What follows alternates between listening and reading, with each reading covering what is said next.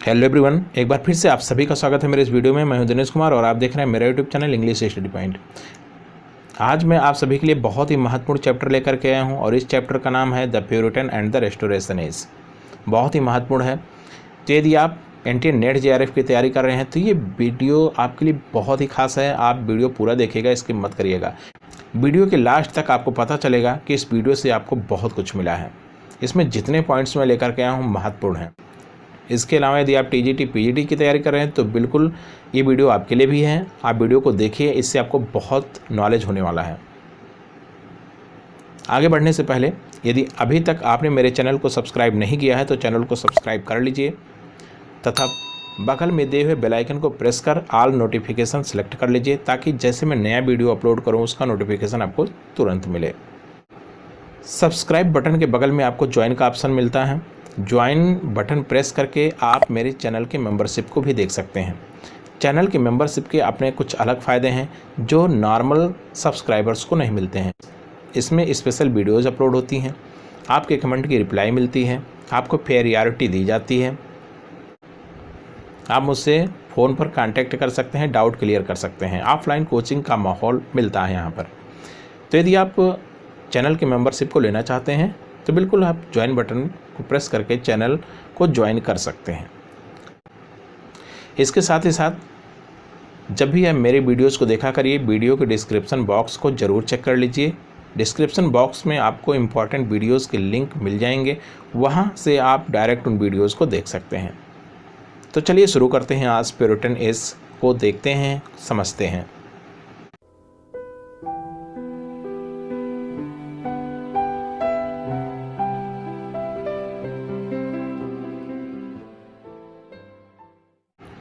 तो यहाँ पर देख रहे हैं आप, हेडिंग है the Puritan and restoration age. इसका हम पीरियड देख लेते हैं, कब से कब तक था। तो ये जो है प्यूरिटन एज, ये स्टार्ट होता है 1625 में और ये जाकर के एंड होता है 1660 में। इसको आप नोट कर लीजिए। तो इस वीडियो में हम the Puritan and restoration age के बारे में तो जानेंगे ही जानेंगे, थोड़ा सा रिवीजन भी कर लेते हैं। ये वीडियो आपका जो यहाँ पर ग्रीन सर्किल में दिखा रहा है, ये आपका है the Puritan and restoration age. इसके पहले एक सर्किल ब्लू कलर में है और इसके पीछे एक सर्किल ऑरेंज कलर में है। तो ध्यान देंगे, ये जो दोनों वीडियोज़ हैं आगे और पीछे ये अपलोड की जा चुकी हैं। यदि आप इनको देखना चाहते हैं तो डिस्क्रिप्शन बॉक्स में इन दोनों वीडियोज़ के लिंक आपको मिल जाएंगे। तो थोड़ा सा हम रिवीजन कर लेते हैं। इसके पहले जो एज था उसके बारे में बात कर लेते हैं। यानी द प्यूरिटन एज के पहले एज आता है द एज ऑफ एलिजाबेथ और द प्यूरिटन एज के बाद का एज आता है न्यू क्लासिकल एज। नोट कर लीजिए इन सभी को।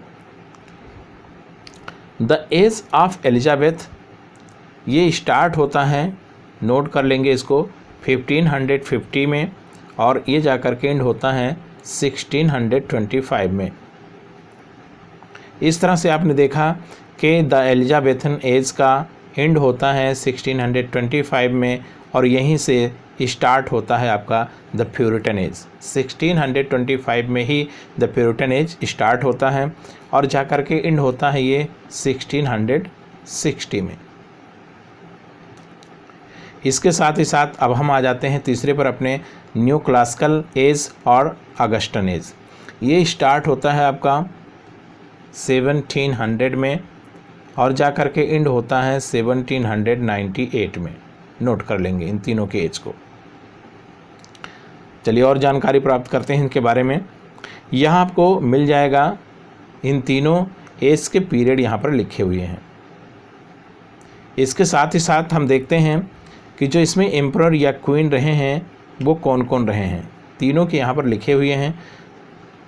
तो जो पहला है आपका द एज ऑफ एलिजाबेथ, इसमें जो क्वीन रही हैं वो रही हैं क्वीन एलिजाबेथ फर्स्ट। इसके साथ जो प्यूरिटन एज हैं, इसमें जो एम्परर थे वो चार्ल्स फर्स्ट थे, रोमन एम्परर थे सब।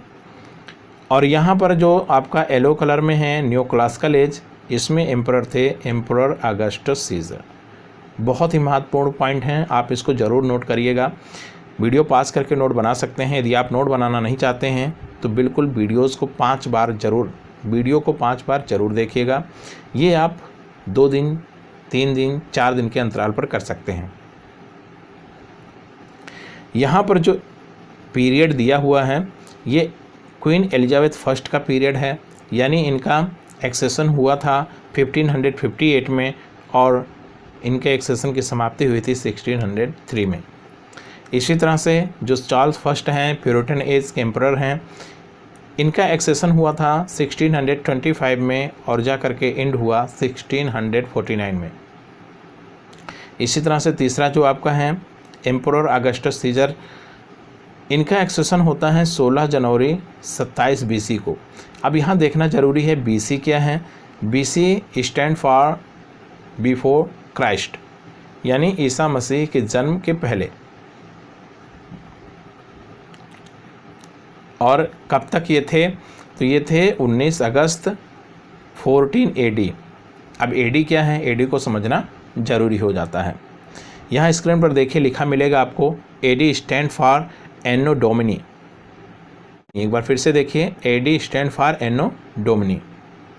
ये आपका लिया गया है, स्क्रीन पर देखिए जूलियन एंड ग्रेगोरियन कैलेंडर्स। इसका स्रोत क्या है, जूलियन एंड ग्रेगोरियन कैलेंडर से लिया गया है ये।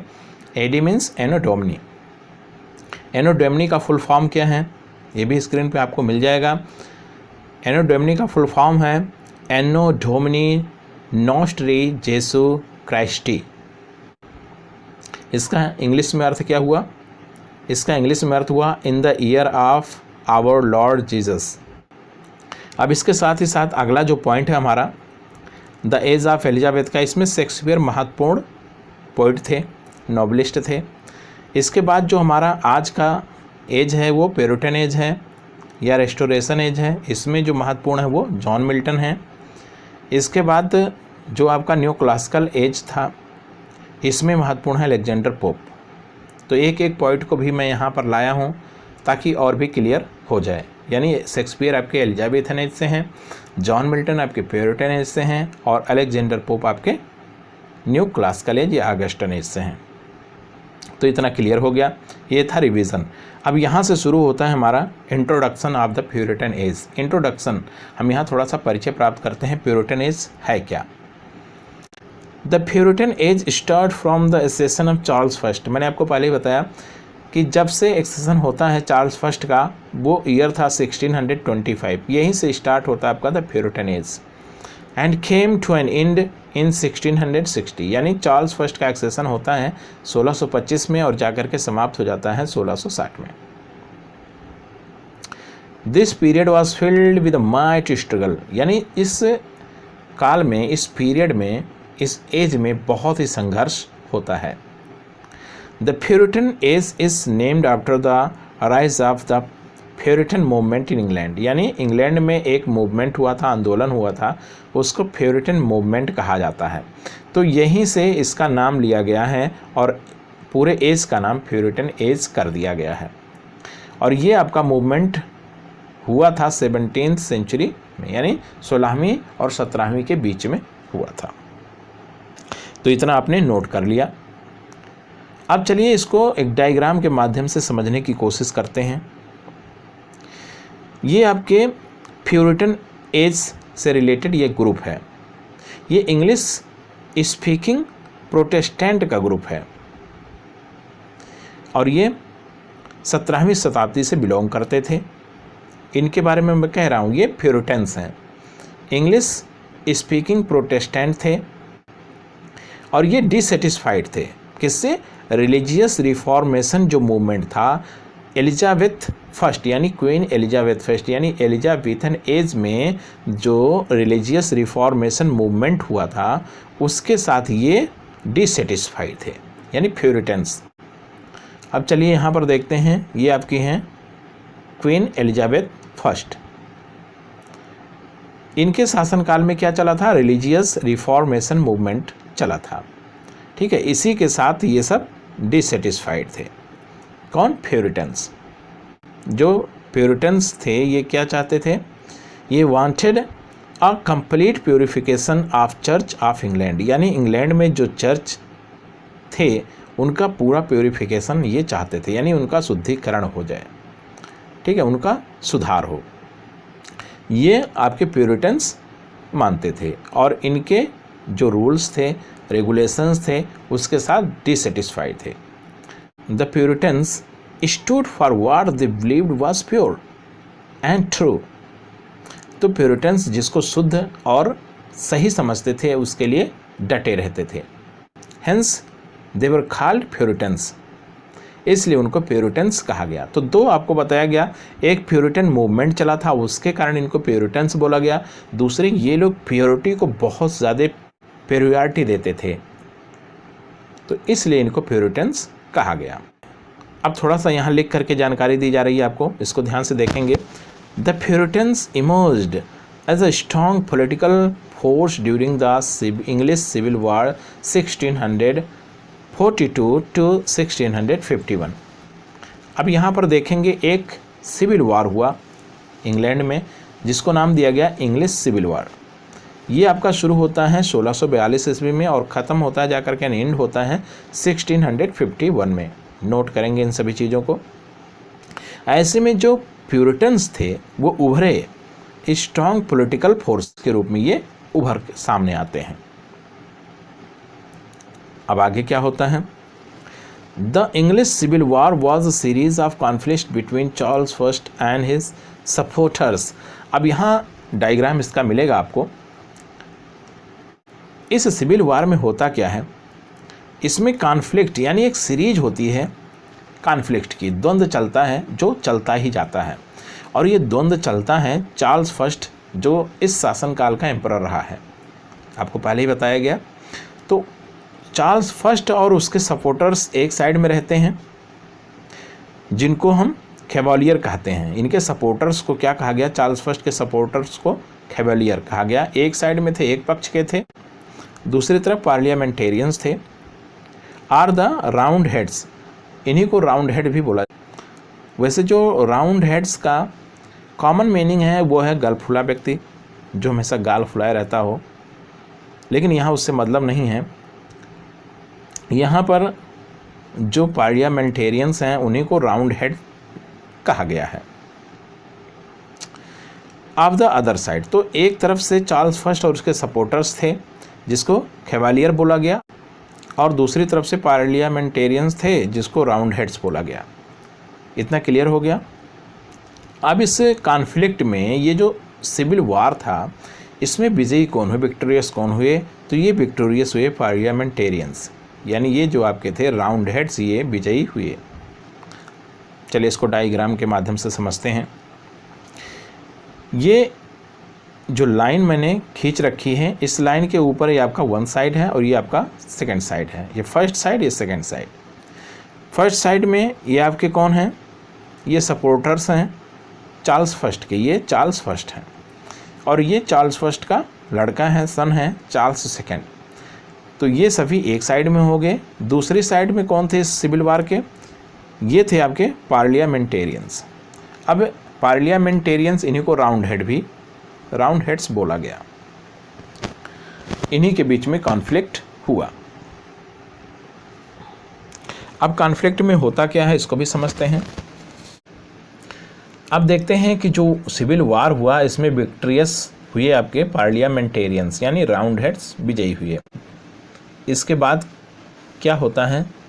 Charles first was executed and his son Charles second fled to France. अब ये क्या करता है? ये फ्रांस भाग जाता है और इसको एक्सिक्यूट कर दिया जाता है। और इस तरह से जो मोनार्ची है आपकी, मोनार्ची एकदम से डिमोलिश हो जाती है। ऐसा लगता है कि अब उसका एकदम से अंत हो गया है, सब कुछ मिट जाता है। और जो मोनार्चिकल रूल्स थे इनके, वो रिप्लेस कर दिए जाते हैं कॉमनवेल्थ ऑफ इंग्लैंड के रूल से। ध्यान देंगे, आपके इंग्लैंड के कॉमनवेल्थ का एक नियम बनता है जिसको नाम दिया जाता है कॉमनवेल्थ ऑफ इंग्लैंड, और ये रिप्लेस कर देता है मोनार्ची के रूल को। इतना आप समझिए। इसके बाद क्या होता है? जो कॉमनवेल्थ ऑफ इंग्लैंड को इस्टेब्लिश किया जाता है, जिसको हम प्रोटेक्टोरेट भी कहते हैं। प्रोटेक्टोरेट स्क्रीन पे लिखा हुआ मिलेगा, जिसका अर्थ होता है संरक्षित राज्य। और ये सब कुछ होता है, यहाँ पर एक आपको चित्र मिलेगा, इनका नाम है ओलिवर क्रॉमवेल। इन्हीं के अंडर ये सब होता है और यही इस्टेब्लिश करते हैं प्रोटेक्टोरेट को। इस तरह से ये पूरा कॉमनवेल्थ ऑफ इंग्लैंड ये इस्टेब्लिश हो जाता है। और इस तरह से ये जो हैं आपके ओलिवर क्रॉमवेल एक तरह से विक्ट्रियस हो जाते हैं, इनकी विक्ट्री हो जाती है और इनकी विक्ट्री सीधे प्यूरिटन्स की विक्ट्री हो जाती है। तो इस तरह से जो प्यूरिटन्स हैं वो विक्ट्रियस हो जाते हैं, वो विजय प्राप्त करते हैं सिविल वार के माध्यम से। और ये लगातार कायम रहते हैं 1660 तक। जो प्यूरिटन्स हैं उनका प्रभुत्व बना रहता है 1660 ईस्वी तक, और यहीं जाकर के आपका द प्यूरिटन एज समाप्त भी हो जाता है। और साथ ही साथ चार्ल्स सेकंड जो है वो फिर से रिस्टोर हो जाता है थ्रोन पर। अब नीचे देख लेते हैं थोड़ा सा जानकारी और इसके बारे में। चार्ल्स फर्स्ट वाज एक्सिक्यूटेड, यानी जो मैंने बताया आपको चार्ल्स फर्स्ट जो है उसको एक्सिक्यूट कर दिया जाता है। Well his son Charles second fled to France, ये फ्रांस भाग जाता है जान बचा करके। Hopes of monarchy were demolished, तो जो मोनार्ची की थोड़ी कुछ बची खुची आशाएं थी वो सब समाप्त हो जाती हैं। कॉमनवेल्थ ऑफ इंग्लैंड ये 1649 से 53 के बीच में इस्टेब्लिश किया जाता है, replace the rule of monarchy, और ये मोनार्ची के पूरे रूल को रिप्लेस कर देता है। Oliver Cromwell who ruled the British Isles as a Lord Protector from 1653 until his death. और यहाँ पर देखिए आपको ओलिवर क्रॉमवेल मिल जाएगा, जिसका फिगर आपको मैंने दिखाया। ये माने जाते हैं लॉर्ड प्रोटेक्टर।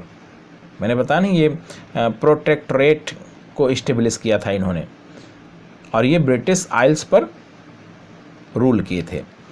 और इनका जो ये कहाँ कब से रूल किए थे, ये रूल किए थे 1653 से अंटिल हिज डेथ, अपनी मृत्यु तक, यानी 1653 ईस्वी से लेकर के मरते दम तक ये रूल करते हैं ब्रिटिश पर। विद हिज पर्सनल रूल्स, अपने व्यक्तिगत नियमों से ये प्रोटेक्टोरेट को इस्टेब्लिश करते हैं। It was a victory for Puritans, और यहीं से प्यूरिटन्स के विजय की शुरुआत होती है। और वही सभी चीज़ें जो मैंने आपको बताई कि चार्ल्स फर्स्ट का रिस्टोर होता है थ्रोन पर 1660 में, और यहीं जाकर के अंत हो जाता है द प्यूरिटन एज का। The Puritans had strict rules, Puritans के जो नियम थे वो काफ़ी सख्त थे। But they believe in religious and civil liberty, लेकिन ये सख्त तो थे, अपने नियम में बहुत सख्त थे प्यूरिटन्स, लेकिन ये धार्मिक विश्वास और सामाजिक स्वतंत्रता में काफ़ी विश्वास करते थे। अब देखते हैं प्यूरिटन एज के बारे में। ये प्यूरिटन्स के लिए W.H. ऑर्डन क्या कहते हैं। जो स्टेटमेंट होता है ये भी पूछ लिया जाता है, और इस तरह का जो स्टेटमेंट होता है वो काफ़ी डिफ़िकल्ट होता है याद कर पाना। तो ज़रूर आप 2 स्टेटमेंट इसमें हैं, इम्पॉर्टेंट हैं, आप उनको ज़रूर देख लीजिए। तो इस एज से रिलेटेड जो इंट्रोडक्शन है उसमें मैं 2 स्टेटमेंट्स लाया हूँ, महत्वपूर्ण है, देख लेते हैं इनको। पहला है W.H. हडसन का। ये क्या कह रहे हैं, the Puritans had strict rules regarding life and conduct and uncompromising spirit. ये कह रहे हैं कि जो प्यूरिटन्स थे वो काफ़ी सख्त हुआ करते थे, चाहे वो व्यवहार से हो या लाइफ से रिलेटेड हो, इनके जो रूल्स होते थे बहुत ही स्ट्रिक्ट हुआ करते थे। और अनकम्प्रोमाइजिंग स्पिरिट, और इनका जो स्वभाव होता था वो समझौता करने वाला नहीं होता था, जो नियम होते थे वो बिल्कुल उस पर सख्त हुआ करते थे। ये था विचार W.H. हडसन। हाँ, W.J. लॉन्ग का स्टेटमेंट है, the intensity of the struggle against despotism, यानी तानाशाह के विरुद्ध जो इनका स्ट्रगल संघर्ष था, दैट हैड मेड प्यूरिटन्स, जो प्यूरिटन को बनाया नैरो, संकीर्ण और हार्ड बनाया, यानी इनको संकीर्ण मानसिकता वाला बना दिया और काफ़ी कठोर दिल का बना दिया। इनके नियम बहुत कठोर हो गए। ये आपका विचार है W.J. लॉन्ग का। तो दोनों को आप देख लीजिएगा, लाइन टू लाइन याद करने की कोशिश करिए, बहुत ईजी है, 2 बार देखेंगे वीडियो को तो सब कुछ तैयार हो जाएगा। अब जॉन मिल्टन के बारे में देखते हैं। मैंने कहा जॉन मिल्टन प्रमुख हैं। John Milton represents the scholarship the culture of Renaissance combined with the moral earnestness of the Puritan Banyan English preacher. अब ये जो प्यूरिटन बैनियन हैं इनको क्या कहा जाता है? English preacher and author of allegorical novel. यहाँ पर एलिगोरिकल नॉवेल हैं उनके ऑथर और इंग्लिश प्रीचर को कहा जाता था प्यूरिटन बैनियन। तो इस तरह से जॉन मिल्टन इस एज में क्या करते हैं? वो रिप्रेजेंट करते हैं स्कॉलरशिप को और रेनेसा के कल्चर को, जो पुनर्जागरण की संस्कृति थी उसको वो रिप्रेजेंट करते हैं, और मॉरल ऑनेस्टनेस यानी उसमें नैतिकता का समावेश करते हैं। तो इन सभी चीज़ों का मिश्रण ये जॉन मिल्टन इसमें पिरोने का काम करते हैं इस एज में। तो ये था प्यूरिटन एज के बारे में ये पूरा लेसन। तो इस वीडियो में इतना ही। उम्मीद करता हूँ ये वीडियो आपको अच्छी लगी होगी। वीडियो अच्छी लगी है तो बिल्कुल वीडियो को लाइक करिए और शेयर करिए, कमेंट भी करिए, मुझे मोटिवेट करिए। तो इस वीडियो में इतना ही। मिलते हैं नेक्स्ट वीडियो में नई जोश नई ऊर्जा के साथ। तब तक के लिए बाय बाय दोस्तों।